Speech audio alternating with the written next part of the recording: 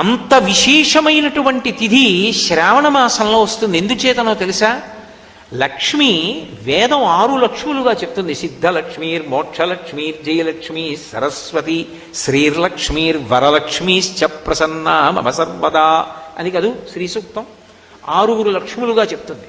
అందులో మోక్షలక్ష్మి, మోక్షము అంటే విడుదల, అది లక్ష్మీరూపంగా అనుగ్రహంగా అమ్మవారి యొక్క ప్రసాదంగా లభిస్తుంది. అది అమ్మా, నువ్వు ఈ మాసంలో వచ్చేటటువంటి శ్రావణ మాసంలోని శుక్లపక్ష పంచమి నాడు ఎవరు గరుడ పంచమిగా నాగపంచమిగా ఉపాసన చేస్తారో వాళ్ళకి అంత పెద్ద విశేష ఫలితాన్ని ఇస్తుంది.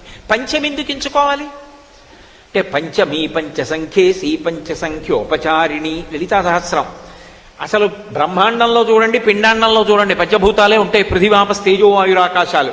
దీనికి అతీతమైన స్థితికి చేరుకోవాలి అంటే మళ్ళీ ఆ ప్రకృతి స్వరూపిణి అయిన అమ్మవారి అనుగ్రహంతోటే సాధ్యం.